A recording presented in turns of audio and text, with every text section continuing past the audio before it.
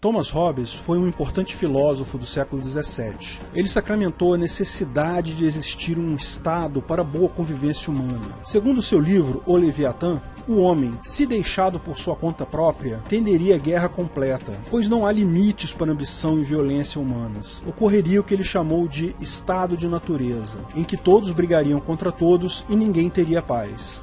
Por isso mesmo deve haver um governo, segundo ele. Os homens devem ceder parte da sua liberdade para o governo em troca da garantia de que não sofreriam violência. Mas há uma falha básica aí. Se o estado de natureza ocorre porque o homem é intrinsecamente ruim e o governo é formado por homens, evidentemente que o governo é incapaz de promover a segurança. Ao invés de promover a paz, ele vai promover a própria riqueza. Como uma falha lógica tão básica se tornou lugar comum em cursos de direito, filosofia, sociologia e até no imaginário popular. Por outro lado, qual a forma alternativa para manter a lei e a ordem sem um Estado?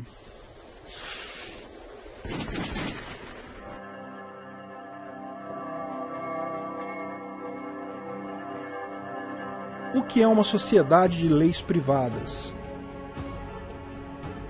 Hans Hermann Hoppe inicia com essa reflexão o livro The Private Production of Defense, a produção privada de defesa. Ele ressalta o óbvio. Quando propomos o anarcocapitalismo, ninguém está dizendo que será cada um por si, salve-se quem puder. Haverá lei e ordem, só não haverá Estado central com o monopólio da justiça e das leis. A produção das leis será feita por entes privados, em competição. Apenas a ausência de coação, o livre mercado voluntário, pode garantir um sistema de leis eficiente e que realmente atenda à necessidade das pessoas. Veja, o livre mercado gera incentivo para que as leis sejam boas, sejam bem feitas, efetivas, porque se não forem, ninguém vai comprar aquela agência. Ela vai à falência. O Estado, por outro lado, não tem incentivo nenhum para produzir boas leis. Quem acompanha a página do Senado no Facebook percebe isso. Dá vontade de chorar com a boa parte das leis que são propostas lá. E olha, eu imagino que eles mostrem as melhores, né? Imagina as que eles não mostram. O Estado, de fato, se esforça diariamente para gerar insegurança e instabilidade. Os incentivos são esses. O propósito é óbvio. Ele precisa que o povo esteja em estado de necessidade, precisando de segurança, se sentindo inseguro, situação em que ele reforça o discurso dele de que é preciso mais governo ainda. Veja, o governo, sabendo que a autodefesa é a melhor forma de manter a paz e a tranquilidade, busca a todo custo reduzir a capacidade de autodefesa do cidadão,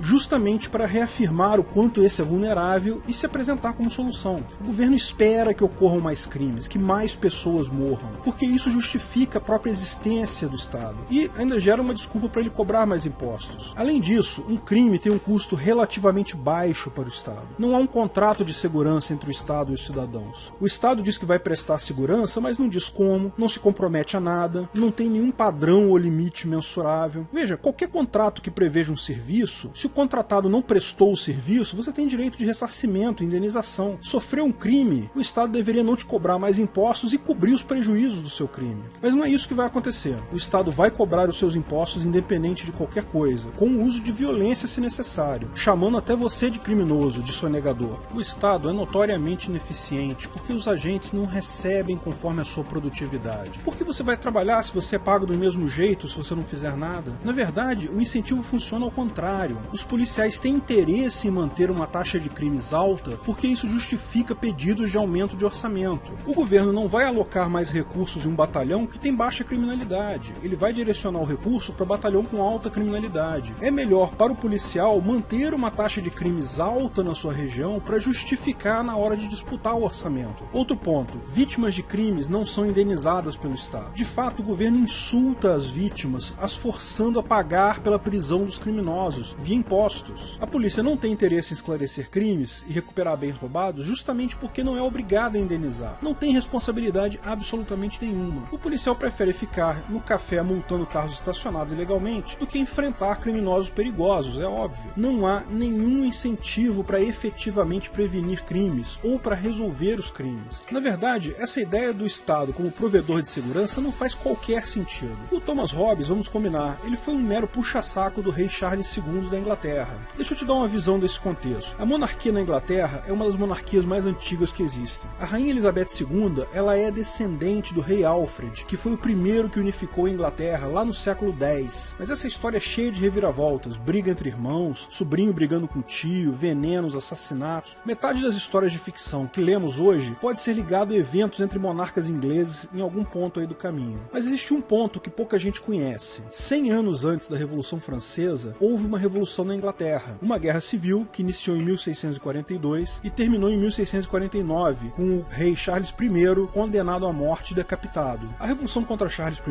não foi popular. Foram donos de terra e líderes de partidos que se revoltaram contra os impostos escorchantes do rei Charles I e ganharam a parada. Da mesma forma que a Revolução Francesa, 100 anos depois, essa também não deu muito certo. Assumiu um tal de Oliver Cromwell, que criou o protetorado hereditário que ele comandava. É o período chamado como Interregnum. Tanto que esse protetorado só não tinha o nome de monarquia, todo o resto era parecido. Tanto que quando ele faleceu, o filho dele, Richard Cromwell, iria assumir. Mas até o pessoal que apoiou inicialmente o Oliver Cromwell, agora queria a volta da monarquia. Dentre esse povo que queria a volta da monarquia estava o Thomas Hobbes. E Hobbes teve uma sacada. Ele entendeu por que havia revolta contra o governo. Ele percebeu que o papo que rolava até então, que o rei se justificava por ser ungido por Deus, que o rei era o representante de Deus na Terra, não estava colando mais. O Hobbes era amigo pessoal do Charles II, que era filho do Charles I. Ele percebeu que precisava de um discurso, uma justificativa não espiritual para o rei. O Leviatã foi isso, foi um discurso sobre encomenda, um panfleto que inaugurou a segunda era da justificativa estatal. A primeira era foi a religião, que vinha desde o Egito Antigo, os faraós eram deuses, ou então eram representantes dos deuses na Terra, os imperadores romanos também se diziam ungidos divinamente, e assim todos os monarcas se diziam procuradores de Deus. Hobbes criou a segunda era, a do contrato social, em que a legitimidade do governo era dada porque os seus súditos assinaram um contrato aceitando isso. O governo tinha uma função que era a função de dar segurança à população. Essa lorota é a que dura até hoje, mas já começa a mostrar sinais de esgarçamento. Recentemente estamos entrando na terceira era. O Estado pretende se justificar como um ente capaz de diminuir desigualdades sociais, prevenir preconceitos. Da mesma forma que com relação à segurança, isso também o Estado é incapaz de fazer. O Estado é o grande causador de desigualdades, e não quem previne isso. Mas eles têm que arrumar uma desculpa qualquer, não é mesmo? O livro O Leviatã só acerta em um ponto. O Hobbes diz que o Estado é um mal, mas, segundo ele, é um mal necessário. Essa parte do necessário que está errada. O Estado é um mal desnecessário. Bom, e por que o Estado é incapaz de lidar com o problema da segurança? Como a gente falou, falta da indenização e falta de competição. Ele simplesmente é intrinsecamente falho para lidar com a segurança. A proposta do Hope é, como ele mesmo afirma, uma alternativa proposta. Ninguém sabe como será exatamente no Ancapistão, mas, segundo ele, deve começar pelas empresas de seguro, paulatinamente ampliando seu escopo. Da mesma forma que expliquei no vídeo Quem Precisa de Polícia, a autodefesa continua sendo o ponto central da defesa pessoal. Qualquer mecanismo de segurança adicional será sempre secundário. As organizações de segurança privada, ou as sociedades de leis privadas, têm incentivo para manter a paz. À medida que o Estado for se tornando menos e menos eficiente na segurança, as empresas de seguro terão cada vez mais incentivo para ser eficientes. Hoje já há seguros no Brasil que exigem a instalação de dispositivos antifurto no seu carro, por exemplo, muitas vezes pagos pela própria seguradora. Não é difícil imaginar isso aumentar para, por exemplo, um seguro condominial que inclua também os guardas que vão tomar conta do condomínio, câmeras de televisão interna, investigadores, etc.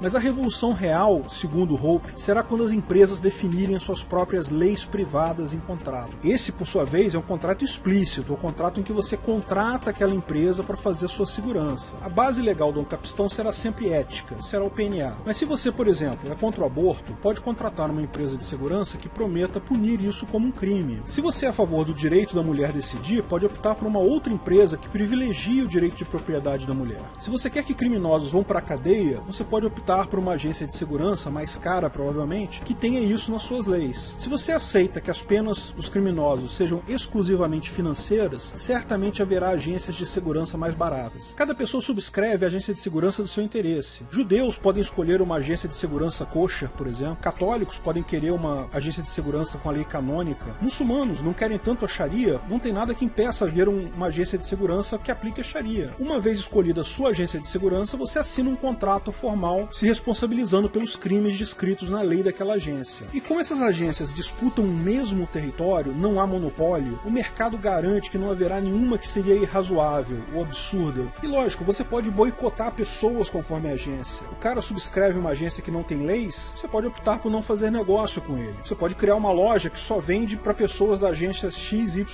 É seu direito. O mercado vai regular automaticamente o que são boas leis e o que não são boas leis. As ruins vão à falência rápido e as boas vão crescer. Mas você deve estar se perguntando, se as agências funcionam na mesma área, se a minha agência é contra o aborto, mas a agência da minha namorada permite o aborto, ela engravida e aborta, como fica? Bom, é simples, você aciona a sua agência reportando o crime, a sua agência vai concordar, né? A lei dela define isso como um crime e vai entrar em contato com a agência da sua namorada buscando a punição dela. Vamos dar um passo atrás. Se ao invés do aborto, sua namorada tivesse roubado a sua televisão, algo que é crime em ambas as agências. Se for algo que ambas as agências consideram como crime, a coisa será resolvida mais facilmente. Ainda será necessário um devido processo legal, um juiz para julgar as evidências, mas a lei está posta, a lei é definida. Caso as agências discordem sobre qual lei aplicar, evidentemente há um conflito aí. No caso do aborto e no caso de outros crimes que as agências não concordem sobre qual lei aplicar, é evidente que há um conflito que não pode ser resolvido pelas agências apenas. É necessário um tribunal privado, um árbitro externo. Mas como o tribunal vai decidir com duas leis distintas? Olha, isso é a coisa mais comum do mundo, mais normal do mundo. Ele vai usar o PNA e a jurisprudência do próprio tribunal. Mesmo hoje em dia, em direito internacional, o tempo todo, juízes tomam decisões considerando leis múltiplas. As agências buscam um tribunal privado para apresentar suas acusações e defesas. O contrato com sua agência certamente inclui uma cláusula que você se responsabiliza caso você cometa aquele crime. Então, se o tribunal condenar a sua namorada, ela vai sofrer as penas estipuladas por isso. E lógico, isso funcionaria também se a pessoa que roubou a sua televisão não tiver nenhuma agência. A sua agência de segurança não pode simplesmente ir lá na casa do cara com armas e retirar a sua televisão. Não funciona assim. O devido processo legal é muito importante. O PNA autoriza uma defesa contra uma ameaça ou violência presente, mas a autotutela não. Você foi roubado e tenta fazer justiça com a própria mão, tenta recuperar o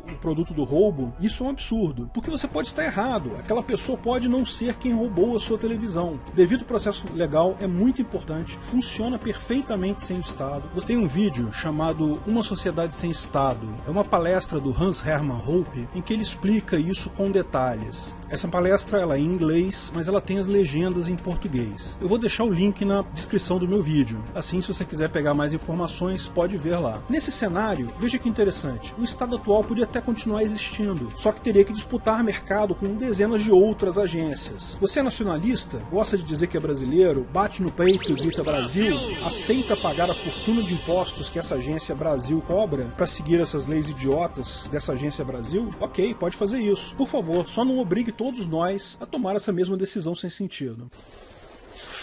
Se você gostou do vídeo, não esqueça de curtir e compartilhar. Clique no logo do canal para assinar e ser avisado de novos vídeos. Quer saber mais sobre o assunto? Veja um desses vídeos que selecionamos para você. Se quiser contribuir com o canal, ajudar na divulgação do anarcocapitalismo, veja na descrição do vídeo de que formas você pode fazer isso.